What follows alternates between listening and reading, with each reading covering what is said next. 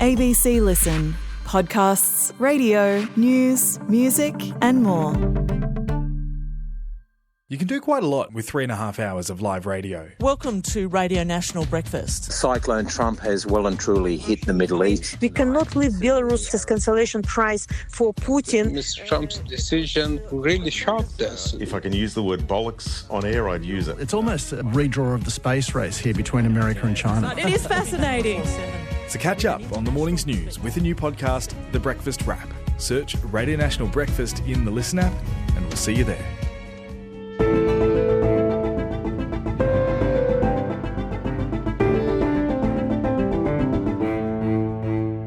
Hi, it's Sam Hawley here, coming to you from Gadigal Land in Sydney with a special edition of ABC News Daily, looking at the government's pre-election budget and what it means for you. I'm here with the ABC's chief business correspondent, Ian Verrender, in the budget lockup in Sydney. Ian, you've just read through hundreds of budget pages, so our audience doesn't have to. So thank you very, very much. I did my best. Yes.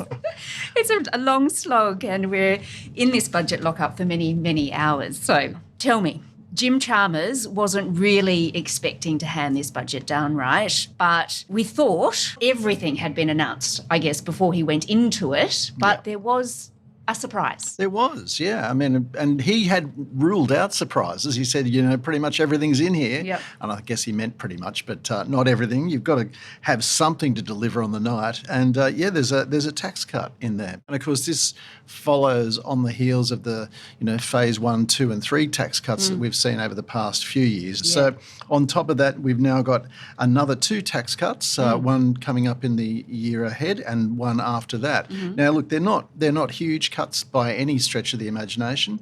I think, add about $500 and something a year, which is really, about $10 a week. So, no one's going to, get rich on it or feel that much better. Yeah. But overall, over the course of the 5-year period that we're talking about here, it adds up to about $17.1 billion.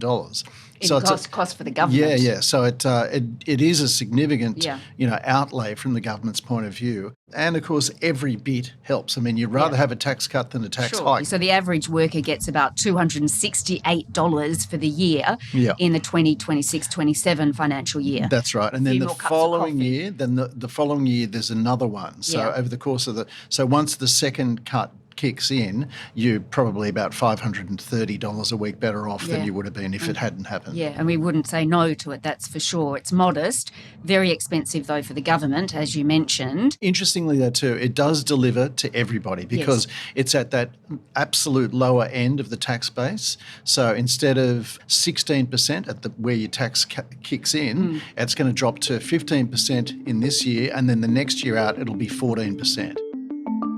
All right, so that was, of course, a surprise. Now, before we delve any further into these budget papers, just describe this budget for me heading into an election. An election year budget, right. I think. I mean, look, the tax cut. There's a lot of handouts and not a lot of pain to come back in.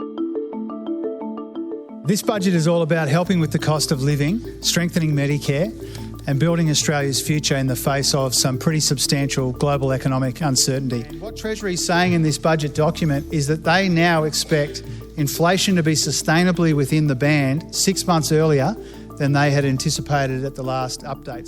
So if you combine the tax cuts with the energy bill relief, cheaper medicines, more bulk billing, which means less pressure on families, the cuts to student debt, you think about all of the ways that we are helping with the cost of living. This is an essential part. It's a new part, but it's not the only part of our efforts. This budget is primarily about the economics, not the politics, but we are on the eve of an election, and that's the choice that Australians will be asked to make. So, there's money that's been allocated to all sorts of different programs, mostly to do with relieving household pressures, and there's no offsetting revenue increase to try and claw some of that money back from elsewhere. I mean, if you look at there's Medicare, that's obviously the flagship program here, and that is really quite a big hit to the budget and could be quite a substantial impact on the community as well, because it's designed to lift the number of bulk billing appointments people can have, and I guess rejuvenate the entire Medicare system. And as you said to start with, there was no intention to actually have a budget at this time. But what happened was that Cyclone Alfred intervened in the whole proceedings, and of course what that meant was that the government couldn't call an election, and they had to then deliver this budget tonight. But the Medicare one is really quite important. It's big, $8.5 billion. That's a big initiative. Yeah, and look, and there's also, changes to the PBS system to lower the cost of medicines. I think the maximum price for a PBS prescription now is going to drop to $25 from $31.60. Pensioners only pay $7.70. I think they stay the same. So this is all included in it. So it's a really massive outlay and quite a significant, cost of the budget, as you said, more than $18 billion. I think the opposition, the coalition, has announced that they would match it too. So that's pretty much baked in from both sides of politics in this. So there's definitely some election sweeteners in there. Anything else that really stuck out to you? Well, there's not really a lot that's new, is there? I mean, there's the housing strategy, which really builds on last year's one with this $10 billion, Housing Australia Future Fund. There's the Help to Buy program, which we knew about, and the energy rebates. I mean, given that, we've just been told that our energy bills are not going to go down this year, but in fact are likely to rise on the East Coast at least, somewhere between 2 and 9%, depending on where you live. It was pretty much a given that the government would extend those energy rebates. So that's going to be $150 per household. Cost about $1.8 billion. I guess from an economic point of view or a budget management point of view, it's a clever mix because it's not baked in there permanently. It's something that's going to end, and you can see that the inflation rate actually increases next year from about 2.5% up to around about 3% when those measures come off. So they're expecting the consumer price index to jump as a result of that being removed and then to drop after that. Right, okay, so then let's look at inflation. That is it not still heading in the right direction? It is, but look, there's a lot of, I guess, concern globally now that inflation, it could reaccelerate. There's a couple of things behind that. Donald Trump's tariff policies, number one. But even before those became apparent, you've seen a lot of central banks globally start to struggle with getting inflation back down to the levels that we previously had, back down to that 2% level. America has seen inflation get down into close to the target and then start to edge back up a little bit. And now when you've got these changes in the global economy and these total uncertainty about what's going to happen with America, there is concern that inflation possibly could remain higher for a lot longer. Okay, so Jim Chalmers says that, in fact, the worst is behind us and we're heading in the right direction, but perhaps the direction may change. Well, bear in mind, we did peak with inflation at 7.8%.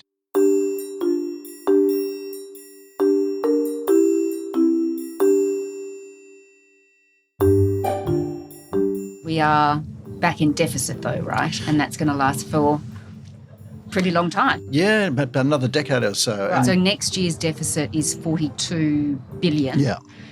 So my question is, deficits sound bad. Should we all be really worried about that? Or 10 years of deficit, oh no, what's going to happen to us? Look, deficits can be really bad if they go on and on and on for a long time, and if they get worse and worse. You really should strive to have a budget that's balanced over the long term. So, some years you have deficits, some years you get back into surplus. But surpluses, if you rack up a surplus every single year, what you're doing is you're underinvesting in the economy. You're underinvesting in your people, either through healthcare or education or whatever it might be, and you're underinvesting in your infrastructure. And as a result of doing that, you're probably boosting the unemployment rate. So it's not a great thing to do. And in fact, could be more harmful to continually rack up surpluses than it is to continually rack up a deficit. Now, Deficits have to be covered by increasing your debt. That's how you pay for the deficit. And that's okay as long as you can afford to repay the debt as a country. What we're looking at with America at the moment, its debt is getting to the kind of level where lenders perhaps would be looking at it and thinking there's a bit of risk going on here. Now, there's no magic number when those problems kick in, but America's debt at the moment is around about 120% of GDP. Ours is around about 35%. Wow. So, we are in a much stronger position than a lot of other countries. But, and here's the big but, we're an economy that relies on commodity exports, and commodity prices can be really horribly variable. They can just shoot around all over the place. And so we can't afford to be as profligate when it comes to debt and when it comes to deficits. Yeah. And budget predictions can be tricky, of course, because things can change very, very quickly. And now we have Donald Trump, and he is highly unpredictable. And, of course, we have Liberation Day come, which is on April the 2nd, so next week. Yep. That's when he's planning on introducing new tariffs globally. And honestly, we don't know what's in store for us, do we? We don't, no. And, overnight there was some suggestions that he might be a benefactor and, impose tariffs on some countries and not on others. And so that's raised hopes here that perhaps we won't be hit with the same level of tariffs. But, as we were just saying, we are a very trade-exposed country. We rely upon the export of minerals and a lot of that, and energy, and a lot of that goes to China. Yeah. And, of course, the great adversary of America at the moment is China. And so if there is a massive impost on China, a big trade sanction there, that will flow through to our economy, probably even more so than if there's a direct, trade sanction on Australia. All right. Well, Ian, this is the fourth budget for this Labor government. Are we at a point where we can actually judge its economic performance? We're back in deficit. We've got a large government debt. Can we judge Jim Chalmers and Anthony Albanese at this point? I don't think that the coalition didn't do a bad job running the economy. They went through a pandemic. The previous Labor government, under Julia Gillard and under Kevin Rudd, they did a good job of running the economy as well. I don't think you can actually point the finger at any government that's mucked up the economy this century. And a lot of it is down to luck. It's down to how commodity prices are performing. I don't think that anybody would have forecast that we would have had unemployment at under 4% at a point when interest rates are being hiked so aggressively as they were. So there's a real element of luck when you're running. You can easily muck it up, and I don't think this government has done that. I don't think the previous government really did it either. They were locked into delivering those stage 3 tax cuts, which were extremely expensive, $20 billion a year in revenue. So that is the reason, one of the big reasons why we're back in deficit now, because of that stage 3 tax cut. So if they hadn't done that, we'd be probably still having another surplus this year. Interesting. All right. I guess Labor needs this to be an election-winning budget, though. The problem is, isn't it, that people are really struggling to make ends meet, and it doesn't matter if inflation goes back into its target range or anything else, really. They're still struggling. So will this help, do you think? I think people are still scarred by the events of the past couple of years where they really struggled to get by. And it's only because of that strong labour market that we didn't see property prices collapse. If there'd been a lot of unemployment, that would have meant that people would have been forced to sell their homes and their properties. That would have caused a downturn in the property market, and then it starts to snowball from there. So, that they've been very lucky. We've all been very lucky that didn't happen. But still and all, there were so many people who were just scraping by, and those memories don't evaporate all that quickly. And, we're only just now starting to feel the effects of tax cuts. We've seen wages start to grow higher than inflation. We've seen an interest rate cut. But these are just fairly recent events, after years of really, really doing it very, very tough. All right. Well, Ian, now for the election campaign. Thank you so much for taking us through the budget. Thanks, Sam.